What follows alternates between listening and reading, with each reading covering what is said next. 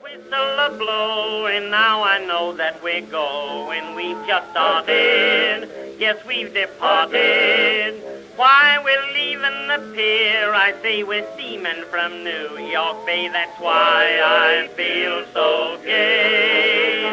If we get there on time, I'll be mighty happy. If we're not there on time, why, I'll feel mighty bad, 'cause we'll sure have some time. Way down in Louisiana, here's what makes them all feel glad. From 1918 to 1919, the city of New Orleans held its breath for a man that stalked the streets at night. Entire families would be hacked to death by an axe, initially by their own, then by the killers as he evolved. It wasn't until March 13th of 1919 that the Axeman personally addressed the police in a letter where he not only claimed he was in league with the devil, but that if every home did not play jazz music, 12:15 a.m. on March 19th, 1919, he would kill everyone in their otherwise quiet home. Incidentally, every store that sold record players within miles of the city of New Orleans was sold out as soon as the Axeman's open letter was published in the paper.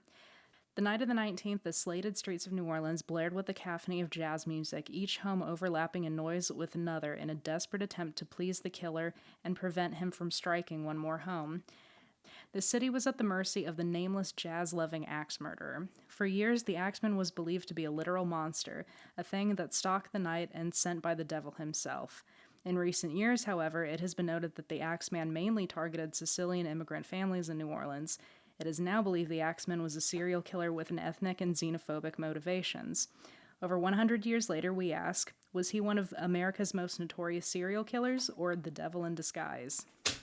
And we have an expert to answer that question. Brandon, can you introduce yourself and tell us how you know about the Axeman? My name is Brandon Mahan. I am a documentarian working on a Axeman of New Orleans documentary right now that will likely be coming out at some point next year. I've also done other documentaries such as The Town That Loved Bigfoot, that is available on Tubi, Amazon Prime, and most other streaming services as well. So how did you get involved with the Axeman? Like, what struck you about this story? A friend of mine, Joseph Elfer, who is a Gretna Police Department, Gretna is a suburb of New Orleans. He kind of got me into the case a few years ago. He was over at my house. We were just kind of chatting about, I don't know, whatever and everything too. And he kind of got into telling me about the Axeman. It was kind of an interesting story and everything too. And I was kind of looking for documentary ideas and everything, and started reading more about it. And Jay was the one that kind of brought me into the case. How did he get involved to the case? Because this was a case from, almost 100 years ago. I think it's a pretty well-renowned, known case in New Orleans, and him being a police officer and everything too. I think he was pretty keen on the case, and also too, some of the murders happened in his hometown of Gretna as well then too. So that was one of the things that probably brought him into it the most. So let's start at the beginning when it comes to the Axeman. He used to allegedly work at a hotel, or at least that's what they tell the tourist on Ursuline Street. Is there any validity to that? Worked at the hotel. The person that they're referring to, that's who they believe is the Axeman, is Joseph Mumfree. Joseph Mumfree was a henchman for the mafia in the early 1900s. He was known for Black Hand crimes, which the Black Hand crime was a crime where they would send letters to businesses, and they would threaten, if you don't pay this certain amount of money by this time, we're going to come and blow up your business, or we're going to come and kill you, or do things to your family and everything. And a lot of times these notes were passed around and everything. And they were also at the end of the notes, there was a literal Black Hand print on it. So that's why it's referred to as the Black Hand crimes. But sometimes they would get notes and everything too, and nothing would happen. And sometimes people would get notes and they would blow them off and everything too. And sometimes their businesses would be blown up. They Molotov cocktails thrown into their residence and grocery stores as well. Well, and while we're talking about the Black Hand and the Mm-hmm. mafia, at this point in time in history, there was a mass immigration from Sicily. That normally in the United States we would have a lot of immigrants coming from Italy, with a small percentage being Sicilian. But New Orleans was unique, where 90% of Italian immigrants were Sicilian, and the Black Hand and the mafia started in New Orleans. That being said, obviously not every Italian immigrant was involved in this. They were very much in the minority, but that didn't stop a lot of xenophobic attitudes of like being very discriminatory towards Italian immigrants. And allegedly, that may have played a role in the Axeman's motivation, specifically since a lot of the initial victims were Sicilian. Is there any validity to that? I believe that the Axeman, that he did have a vendetta against Italian Sicilian immigrants and everything too. I believe it was a racist motivation for him to commit these crimes. In the 1800s, large Italian and Sicilian migration moved into the port of New Orleans, and a lot of them started off as lot of them started off working on farms and plantations and stuff like that, and a lot of them were very frugal individuals, saving every dime that they could. And in doing that, they would leave the plantations and farms and open up their own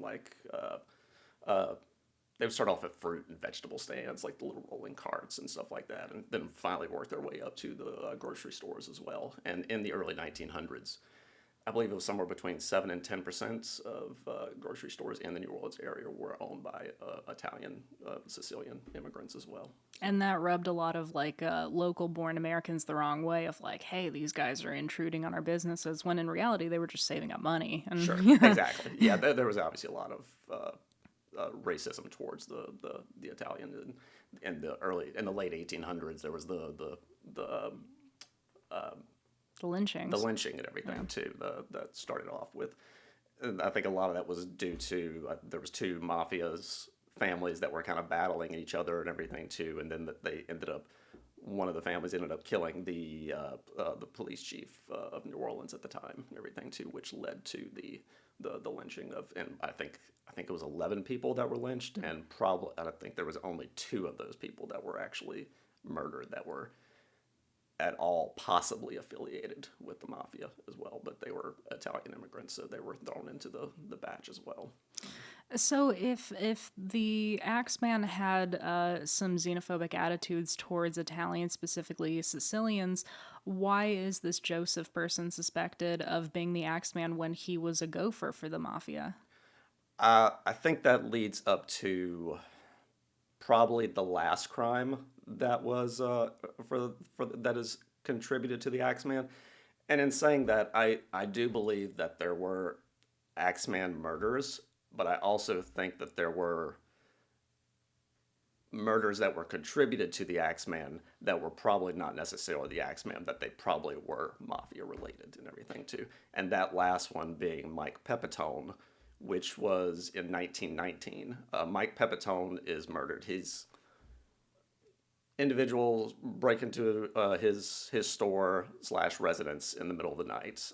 His wife is awake, and they had 2 separate bedrooms. And his wife, Esther, walks in to see 2 men leaving his bedroom. And as she goes in to investigate, she finds him bloodied and murdered and everything too, with an axe. The reason and a lot of the people believe that was Joseph Mumfrey and everything, and who was, I believe, probably connected with the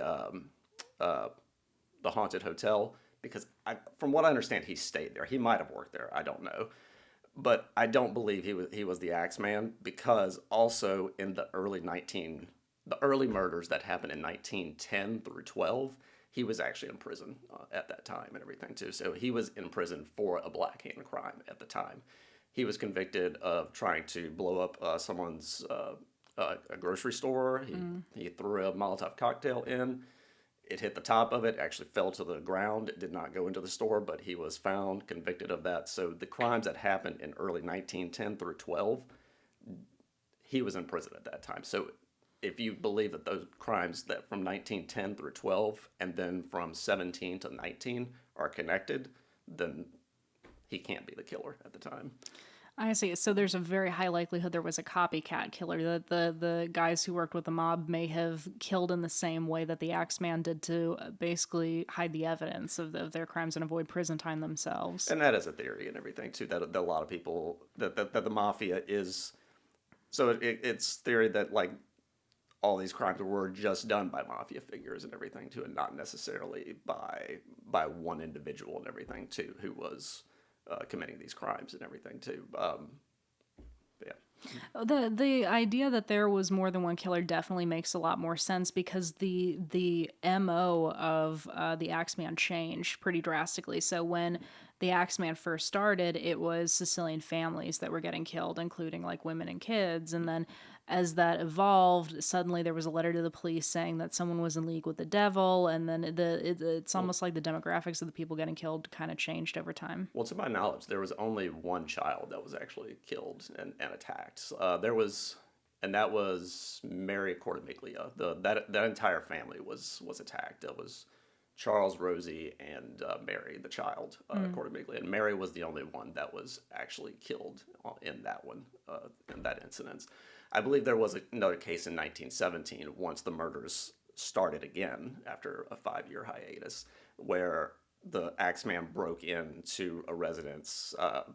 Family's name escapes me at the moment, but there was 2 young boys and a father, and the father was attacked, and I think the 2 boys were trying to protect their father and everything too, and they got nothing serious of that family, and that's a thing with the Axeman as well. Then too, like, it's obviously not a super intelligent individual because these crimes are not very well thought out and everything too, and he actually failed in the murdering of his people more often than he succeeded and everything too. So he was easily scared off and everything too by individuals as well then too. Well, it's interesting to see his evolution and the change in modus operandi. So let's start from the beginning. Tell me about the first murder that happened. So the first murder that happened was in 1910, and that was the Crudy family. That was John August Crudy and Harriet Crudy. Harriet Crudy was awakened in the middle of the night, and standing over her bed is this individual, and he tells her, give me all your money, or I'm going to do to you what I've done to your husband." And she looks over on the side of the bed, and her husband is just covered in blood and everything, and she's obviously terrified and frightened and everything. So she does the sensible thing. She reaches under her pillow, she grabs the $8 that are under there, and she gives it to him.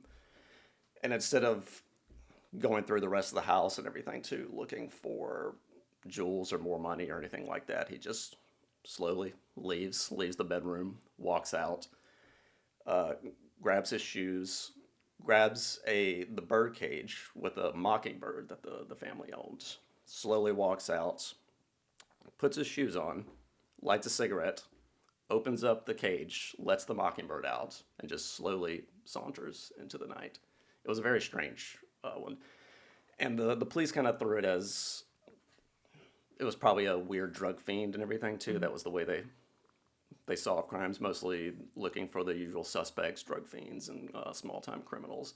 And they came across a guy, John Flannery, who was a local drug fiend, had some minor incidents with the law, and they picked him up. And I think they felt probably comfortable because they didn't have many other leads and everything too. But while John Flannery is in prison, more crimes start to happen and everything too. So I believe there was 2 more crimes happen after John Flannery. So obviously he was eventually released. But it wasn't until 1911 when the Axeman actually committed one of these murders and everything. He attacked multiple individuals, but luckily did not succeed in murdering them. But it wasn't until 1911 when he entered into Joe Davies' house and murdered him. That was definitely one of the bloodier scenes of the Axeman crimes. He was, I think they said it took him about 30 hours to die in that. Jeez. Yeah, he was his brothers ended up finding him. His younger brother lived with him, but he came home that night in a drunken stupor. So he was so plastered that he didn't hear the attack happen. But later on, early that morning, he heard like his brother moaning and everything. So he knew obviously something was wrong. So he goes next door to get his other brother, and they come in and to find that he's just. I think they said there was blood about 7 feet up on the wall and everything too. There was so much blood on the scene, and when they were looking for possible suspects, the younger brother was one of the top suspects because one, the guy was attacked with a cleaver. This was before he attacked with a meat cleaver, and then he ended up finishing by slitting the guy's throat as well. And so they were looking for possible items and where the crime was committed. And then the one of the brothers was a barber, so he had access to all of these tools and everything too. And also that night they also found that one of his shirts and everything too looked like it was covered in blood and everything too. So obviously let's bring him in for it. But what it ended up being was in his drunken stupor he spilled wine all over his shirt. And this is kind of what I'm talking about like a change in MO, where it seems like at first the Axeman didn't really kill anyone. There was a lot of hesitation there, but there was obviously like some craziness there, because you'd have to be crazy to just randomly attack people with an axe, but not have the determination or follow through to kill someone. Because if you have an axe, killing someone won't be difficult, at least not physically. So that clearly wasn't the intention at first, which makes me think, oh, maybe it was like someone who's trying to extort money, or just like a mentally ill person who's just attacking people. But now we've reached a point where there's an evolution, or possibly a different person that's being attributed to the Axeman, where now it's about murder. Yeah. And from what you're describing, having the blood going up like 7 feet, having the throat slit, this is all very personal. Yes. So this sounds like a personal attack as opposed to just random attacks looking for money or whatever. And well, actually, in saying that, Joe Davy was actually one of the people that received a Black Hand letter as well then too. So when they talked to his brother mentioned a few months prior that the Davy family had received a Black Hand letter. A few weeks later, they obviously did not respond to it. They received a second letter. A few weeks later, a third letter, and then a few months later, this happened. So there also could be the connection of, is Davy an Axeman victim, or is it just another mafia hit? Well, and that raises an interesting question too, because if it was mostly Sicilian immigrants who were getting killed by the Axeman, was it xenophobic attacks, or was it Sicilians killing other Sicilians for mafia-related purposes? So like the mafia extorting civilians who happen to be, because that would be who they'd be in contact with the most, is other Sicilians. Yeah, and that's why I say I believe that there was, as the police said, a fiend that did murder these people. But I think that's Davy. I think Joe Davy could be the case and everything too, where that might have been a mob hit and everything instead of an Axeman attack as well. Well, and as a side note, just as like a little piece of Americana history, I do think it's funny that the police fingered, because while they were looking for drug fiends, immediately they fingered an Irishman, from what you're saying. So it's like those were the three demographics in the early 20th century: Jewish, Italian, and Irish, where they were just sort of arbitrarily blamed for any crime that was going on. So they're like, well, an Italian was killed, it was probably an Irishman, because we don't have a lot of Jewish people in New Orleans, so we're just going to blame this immigrant. Exactly, and there was one police officer, Joe Dante, that was on the police force, and he was known as the Italian policeman or something. I can't remember the Italian something and everything, but it was because he was literally the only Italian on the police force, so that made him the expert on Italians. I'm sure he did not get bullied or excluded whatsoever. Of course not. Yeah. Oh gosh, yeah, big slice of early 20th century Americana history. Yeah. But moving forward with so we have the Axeman, or at least allegedly what we think is the Axeman, slitting someone's throat. Mm-hmm. What happens after this? Is it only murders after this? Like we start seeing a pattern of more murders? After this is when after the Joe Davy case, this is when the murders stop. So between 1911 and 1917, it's complete silence. Nothing is going on whatsoever. Which is also why I think it might have been a madman as well then too, because if it was mob hits, you would think that they would continue like this and everything. But I think the perpetrator was probably likely sent to prison or in jail for other crimes not related to this. So, so it wasn't until 1917 when the crimes began again, and that's when the Andalina family is first attacked. And actually, that's the family with the two boys and everything too, where they were able to fight the perpetrator off. How old were these boys? I believe they were 14 and 16, if I'm not mistaken. So, Either these were some pretty big boys for their age, or the killer was not that determined to kill. likely. So, yeah. So I'm curious. So hypothetically, let's say the Axeman was in prison for that time period, and that's where the murders kicked back up again. What do you think the motivation, or do you think it was the same person from the 5 years prior, or do you think it was a different person? I think it was the same person because there's too many similarities to the crime and everything. Like I said, there are other crimes, like for instance, the one that Joseph Mumfrey is mostly connected to. In all the cases, it's always been they've talked about a tall white person and everything too coming into their house. And in the case with Mike Pepitone, what the wife originally said there were two men that came out of his room. So the Axeman didn't work with people with other people and everything too. He was definitely a loner and everything too. So I believe the Pepitone case that is actually put to one of the Axeman, I believe that is definitely a mob hit and everything too. And actually later on, after that when that case happened in 1919, the wife Esther Pepitone, she moves out to L.A. Joseph Mumfrey is actually excommunicated from New Orleans, and he actually ends up moving out to L.A. as well. His daughter lives out there, so he's going to make his new life out there. And while they're out there, Esther Pepitone's new husband goes missing, and he's missing for about a month. And that's when Joseph Mumfrey shows up at Esther's house and claims, give me all your money and all your jewels, or I'll do to you what I did to your husband. And she slowly walks into the back. She comes out with a revolver and empties it out and kills Joseph Mumfrey there on the spot. Well, and that brings me to my next question. Why the axe? Why the constant utilization of this one weapon to kill people, especially in the United States, where even back then we had an abundance of guns? So it's like you had a whole arsenal at your disposal that's cleaner, faster. Why did the axe become the symbol for the Axeman? Well, he wasn't like the early murders. It was done with a meat cleaver and everything, and it wasn't until the 1917 through 1919 crimes where he started using an axe.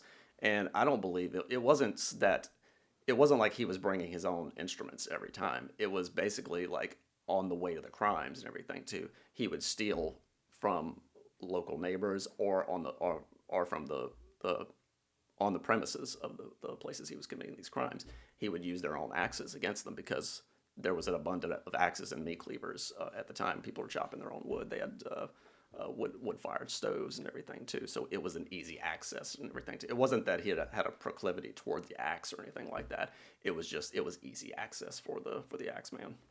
You would think people would start hiding their axes and meat cleavers. But he did start off with meat cleavers and then move on to axes, and the axes stayed pretty consistent after 1917.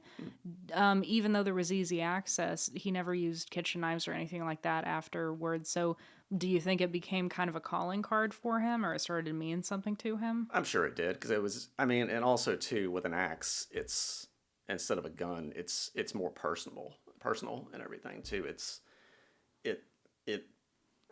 The blood going up on the wall and everything too. It's obviously something that excites him and everything too, because there are actually other crimes that are contributed to the Axeman. Like I believe it was the Chiambra case in 1912 that is contributed to the Axeman, but he used a gun and everything too, and it was not the Axeman at all and everything too. So like it was obviously something personal with him and everything too. So after the Pepitones, what happens from there? Is more axe killings? After the Pepitone case, that's when it goes radio silence and everything too, and we're never heard from the Axeman again. And that's why I believe also too that that was not the original. That was not the last Axeman murder. I think previously in 1918, with the Court of Miglias, with Charlie, Rosie, and the baby Mary, that was actually the last Axeman murder in the New Orleans area. Maybe he moved on to other places and everything too, and started committing in other places, but not in New Orleans. But even though that may have been the last legitimate Axeman, that certainly wasn't the last of the Axeman killings, or at least killings attributed to the Axeman, because in 1917, what starts happening from there? The police get a letter. Tell me about that letter. So the letter comes into the Times-Picayune, and it reads very much like the Jack the Ripper letter that in London from 20 or so years prior, and it claims that it mocks the police, it mocks the citizens of New Orleans, and it kind of almost says like he's not a human being, he's like an entity, he's like a spirit and everything. And at the end of the letter, he basically says that these places that are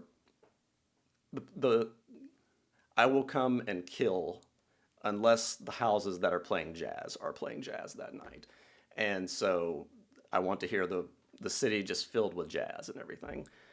And in all honesty, I don't think that letter was written by the Axeman whatsoever, because it's a very well written letter, and it almost kind of reads like a frat boy prank and everything as well. And so I have no proof of this, but I heard someone say that their idea of who actually might wrote that letter is, who would benefit the most and everything too, right, from writing a letter like this. Around at that same time, a few months prior, a local musician, John Davila, wrote a piece called "The Mysterious Axeman's Jazz." Don't scare me, Papa. I kind of like the theory that he might have actually wrote the letter, and also too, like when the Times-Picayune received that letter, they waited a couple days before they actually released the letter to the public. So even I think in knowing that, like they were even like a little hesitant, like, is this really from the X? I don't know, but it'll probably sell some papers. Let's put it out there. Yeah, I definitely have heard the theory that it was probably a record store owner who was trying to get that out there. Although I think it should be noted that in the letter, because I've read the letter that the alleged Axeman wrote to the police, it reminded me a lot of the Zodiac Killer letters, where it is very well written, almost poetic, but it kind of reminded me of C.S. Lewis's The Screw Tape Letters in the way that it's written, because you're right, he does kind of write as if he is some kind of an entity who is judging humanity and its flaws, and he does kind of talk down to like these flawed, sinning human beings, and he does reference the devil a couple times and sort of alludes to the fact that, oh, I'm in league with the devil. It reminded me a lot of C.S. Lewis's work, which was, and it's, like I said, it's very, if you read it too, it sounds very tongue-in-cheek and everything too. And even, I think there was like a year prior when the Axeman murders were happening, Piggly Wiggly even like put out an ad and everything too that was like, it's like we're chopping prices and stuff like that and everything too. So it was like and like there was so many stories of this happening in the newspaper and everything too, and there were so many other incidents happening in that at that time. Like they had in 1918 they had the Spanish flu that killed 30 million people in the world, and you're in the middle of World War I, but the stories that were getting people to buy the papers and everything was the Axeman. Well, and the interesting tie-in is, well, jazz music started in New Orleans, specifically in the brothels in Storyville in New Orleans. And because jazz music started in sort of the red light district here in New Orleans, it focused mainly around sex, drugs, violence, and so it was often referred to as the devil's music. So as a result, a lot of struggling musicians who love jazz music were having a really hard time selling records because this was kind of seen as like bad girl or bad boy music. And if you were a lady or a gentleman, you didn't listen to this kind of, garbage that was poisoning the youth of today. Same stuff we hear today. Sure. And Not much changes. yeah, not much changes. And so the theory that someone would have a tongue-in-cheek reference to being in league with the devil, especially when jazz was literally called the devil's music. And if you were a musician in New Orleans where jazz was your bread and butter, but it wasn't taken as a serious medium and it was seen more as like heavy metal is seen today, you would you would have the motivation to write a tongue-in-cheek letter about claiming you're in league with the devil and saying, well, you have to play the devil's music to appease the devil's assistant or I'm going to come and get you. I mean, it's kind of either the most brilliant marketing plan ever or the most subtle attempt from an American serial killer. Yeah. And so once this letter comes out, even though the police and journalists don't exactly take it seriously at first because they don't really know what to do with it because they may think, well, is this a prank? What is this? Because the Axeman had been killing before, so why is he writing a letter now, especially after being on hiatus? The people of New Orleans did take it seriously. So tell me a little bit about the mass hysteria that followed. Oh, there was definitely mass hysteria, and there was so many articles coming out about the Axeman that they couldn't help but take it seriously. I mean, bad news sells and everything too. So that's what they were pushing, and there was definitely mass hysteria and everything. Like I said, with so many other things happening in the world with the Spanish flu and the World War I, it was the Axeman articles that like really sold the papers and everything too, and it definitely caused fear, especially in Italian immigrant communities and everything too, more so than the white communities for sure.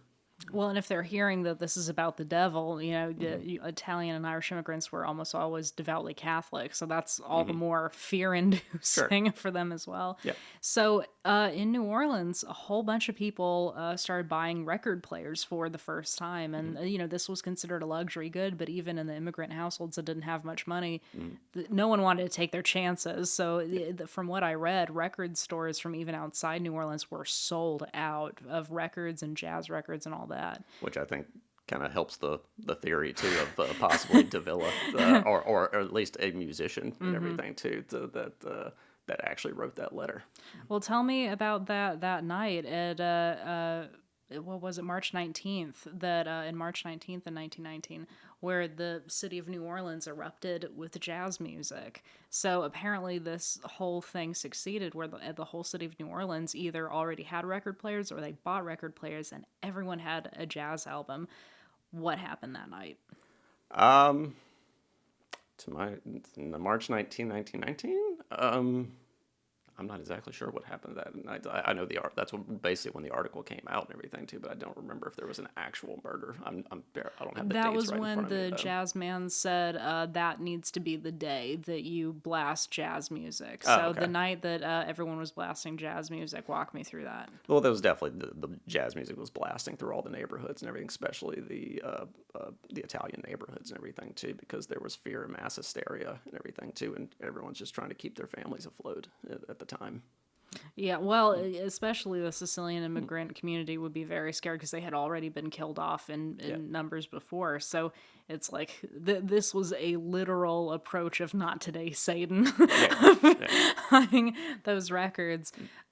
So was it just the French Quarter, or was it just Gretna, or was it the whole city of New Orleans and the extended communities that were playing jazz music that night? It was all over New Orleans, and the murders itself were never actually in the French Quarter. They were in the surrounding areas. They were in Gretna. They were in the Bywater. They were in the Mid-City area and everything too. So there was never actually any murders or anything in the French Quarter and everything, but definitely mass hysteria throughout the city for sure. So this obviously inspired. In America, we do have a tendency to, as Julia Sugarbaker from Designing Women would say, put our crazies on display. Okay. So we do tend to sort of make a market for some of our worst citizens, whether it's Ed Gein or Ted Bundy or whatever. I mean, there have been so many movies on Netflix just on serial killers in the U.S., which we tend to romanticize a lot. Yeah. The Axeman is certainly no exception. Sure. So in pop culture, I think probably his most famous depiction is season 2 of American Horror Story Coven. So did you see this? I'm actually not a big American Horror Story fan. A lot of people are not. It's okay. It's one of those shows I've attempted to watch numerous times. I want to like it, and I finally came to realize, like, I don't think I'm a fan of this show, and I finally just gave up. I've started 3 different seasons. I've never finished any of them. So Ryan Murphy's work is acquired taste because he tends to have very outlandish storylines. Nip Tuck is probably one of the campiest, funnest, most unrealistic shows about doctors I've ever seen. Yeah, I think that's what I realized. That's like I'm not a fan of Ryan Murphy, right? Yeah, Ryan Murphy. Ryan. Yeah. I'm just not a big fan of his because I've tried to watch numerous other shows of his, and I was like, no, it's just. It's fine for people that like it. It's just not my taste in general. So, Yeah. Did you get to see the Axeman depiction? I think I saw like maybe 1 or 2 episodes and everything too, and it was. I didn't. I think that was one of the seasons I attempted to watch and gave up on. So, what about other pop culture references to the Axeman? Did you ever see any of those? There's definitely a lot of pop culture references in the Axeman, just in New Orleans itself and everything too. A lot of T-shirts, designs, and everything like that as well then too. But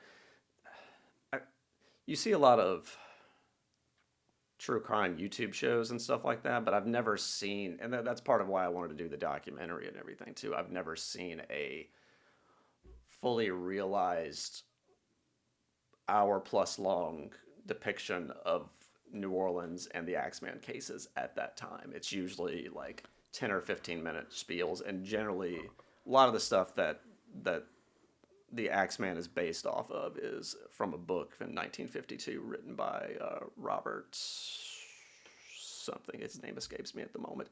But his depiction of the Axeman is kind of centered around, like, I guess the lore of him and everything too, and a lot of it being with the letter and everything too, which honestly I haven't done as much research on the letter just because I always thought it was bullshit. So. Well, the people of New Orleans definitely did not think it was bullshit, because when I reached out to people on Facebook, like on the New Orleans locals groups, I was like, hey, does anyone know about the story of the Axeman? Because surprisingly, being featured in pop culture, a lot of people, even locals, may not know the full story on him.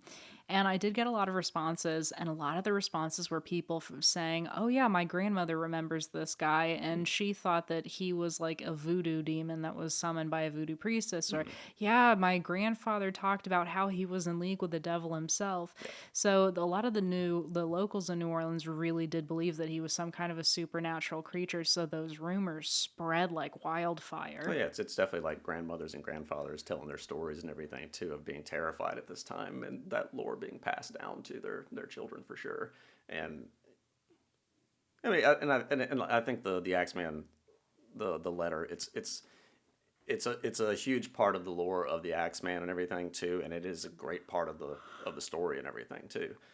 But overall, I just don't think has much relevance in the case outside of just being a fun fact about the letter. Yeah, and so overall, the Axeman can kind of be summarized as possibly initially starting out as xenophobic attacks to evolving to Sicilian attacks that were kind of under the guise of these initial xenophobic murders, so they could kind of get away with doing mafia crimes and killing people, to one more possible murder that was motivated by mental illness and violence, and then a 5-year hiatus because that guy was probably in jail for, like you said, unrelated crimes. And now we're up to a very well written letter, but a kind of a crazy letter that's suddenly all about jazz music, when both the Sicilian motivated attacks and the possibly financially related attacks had nothing to do with jazz music. Exactly. And so we jump from like 2 to 4 possible different motivations, which opens up the question of this could have been 2 to 4 different individuals and or groups that were doing these killings in the early 20th century. Yeah, and outside of the first case of him asking for money from Harriet Crudy, there were no robberies in the other cases and everything too. So it wasn't about money or jewels or anything like that. It was personal and everything. He had some sort of vendetta towards Italian immigrants and possibly Italian grocery store. I'm not sure if it was a grocery store owner did him wrong at some point and everything too, or it was just easy target for him. I've heard the theory he may have been a grocer himself and was driven out of business because people could get cheaper prices with the Italian grocers. That's likely. And, yeah, and so he had a vendetta then. He was going to literally kill away the competition. Sure. Maybe it was Piggly Wiggly. Maybe it was big, yeah. Could have been. How old is Aldi's? Let's start looking at them. Exactly. Yeah, so there was that definite thing of like, oh, it's xenophobic anti-immigration attitude that resulted in murder, and possibly the Italian mafia itself piggybacking on those murders by killing people who weren't paying up. Exactly. So it could have been two different killers, one mentally ill, the other, business related. Either way, it's both personal. Yeah. And then we're back to possibly, as you said, a frat stunt in 1917 that got attributed to the Axeman. Agreed. Yeah. So, overall, this is a really fascinating case. And where can people watch your documentary? So The Town That Loved Bigfoot is available on Tubi, Amazon Prime, Roku channel, Google Play, Apple Plus. Just type in The Town That Loved Bigfoot and you'll be able to find that one pretty easily. And obviously, The Axeman of New Orleans is not completed yet, but that will be coming out next year. So be sure to check that out. Early next year or late next year? Probably mid next year. Okay, and will that also be on Tubi, Amazon, Roku? Likely, yeah. It'll all be on the same services. Now, here's the most important question of them all I have not asked. Is Bigfoot the killer? Maybe it's Mafia. We don't know. So maybe it's the Honey Island Swamp Monster and everything. Yeah. So yeah, New Orleans or Louisiana, they have the Rougarou and the Honey Island Swamp Monster. So you never know. You may be making a third documentary. There you go. About the mafia ties to the Honey Island Swamp Monster. Yes. There's always a possibility. I mean, I've certainly heard from conspiracy theorists that Bigfoot is the pet or like an animal from Aliens, the Greys specifically. Okay. Yeah, so there's always room for possibility. I've heard a lot of theories, but I have not heard that one. So. Well, until next time. So I'm looking forward to seeing your future document. Do you have a working title for the Axeman documentary? It's just going to be the Axeman of New Orleans, so we're going to keep that simple. So know exactly what you're getting into. Short, sweet, and to the point. So ideally in 2024, people should look out for the Axeman of New Orleans on Amazon Prime, Tubi, and a few other streaming services. Until then, the Axeman got the people of New Orleans to play his music as they huddled in fear inside of their homes. He teasingly wrote letters to the police and eluded authorities for years. For generations, he was believed by terrified locals to be something more than human. So when you sleep tonight, will you ask yourself, what really goes bump in the night along the slated streets of New Orleans? Bon nuit. I think it's pretty good. I only cursed once there. You only curse 7 times, but the 6 of them were under your breath. Alrighty. Dancing in the moonlight on a bright night, a summer night in June, where doggies all are humming and strumming banjos to that Dixie tune, and soon you'll find them dancing.